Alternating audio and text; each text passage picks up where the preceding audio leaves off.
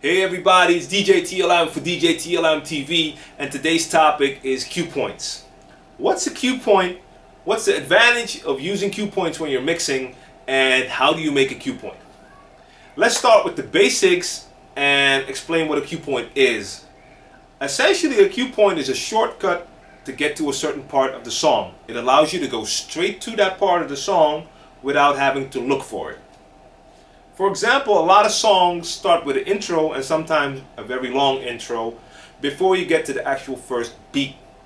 When you're mixing, most of the times you'll start mixing at that first beat and not at the intro. So this song starts with an intro, and it's quite a long intro. So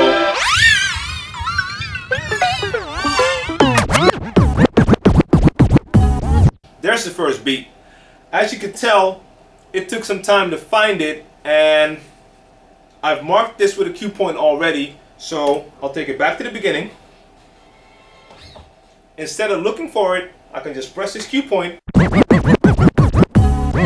and there's the first beat.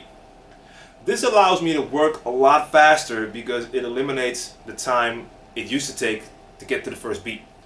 Now, a lot of songs start with a drum, so you don't have to look for it, but when you have intros, this is the perfect solution. I like to place a cue point at all my first beats just because it makes me work faster. Now, another example is that a lot of songs have breakdowns in the middle of a song. So this might come after 2 or 3 minutes. Again, if you've marked that spot on the record with a cue point, it allows you to go straight to the break without having to search either in your software, on your CD, or with a turntable, and you can just press a button and you're at that point. I'm going to show you how to do this in Serato Scratch Live, and like I said, most DJ software and hardware has the capability to make cue points, but I can't show you how to do it on every piece of equipment, but the basics are the same. With software, most of the times you have a button that you can click on to mark the cue point, or you have a keyboard shortcut. And the hardware always has dedicated buttons. Like this Pioneer right here has buttons right there for the cue points. And then you have your MIDI controllers like the dicers that I have here, which are perfect for when you're using turntables, because the turntable doesn't have buttons for the cue points. I don't like to work on my laptop. I don't like to go through the laptop to press my cue points. So this allows me to get to my cue points and never leave my mixer and turntable. So I'm gonna take you to Serato Scratch Live and show you how to make the cue point. Alright, now I'm gonna take you back to the song that I just played with the long intro, and I've taken the cue points out. I've deleted them so we can make them right now. Now here's the intro.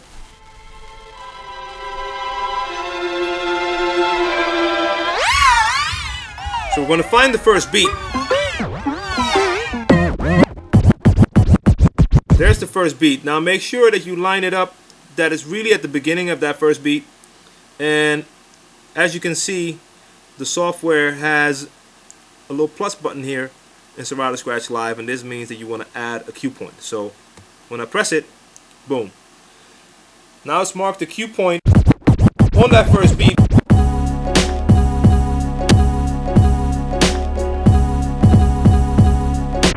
And you can get straight to that point at any time. I showed you the first advantage of using cue points. It allows you to get to points a lot faster, so you can mix faster by getting to that first drum, or you can go to the cool break in the song in an instant. But another cool feature of using cue points is that it allows you to become more musical, and you could use it as your own little sampler, drum computer, and make music. Let me show you. I got some drums right here. What I'm going to do is I'm going to place 2 cue points, one on the kick and one on the snare. There's the kick. There's the snare. And what we can do now, either on the keyboard or in my case on my dicers, but if you have the CD player or if you're using the buttons on the Pioneer, you can use that. You have your own little drum computer. So let me do this. There's the kick. There's your snare.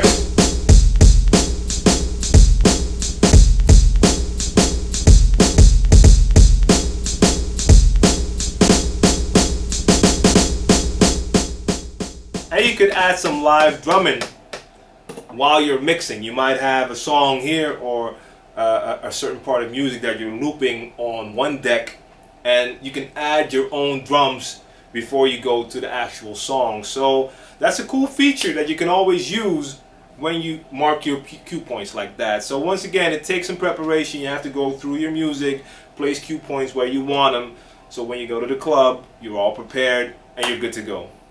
Alright, that's it.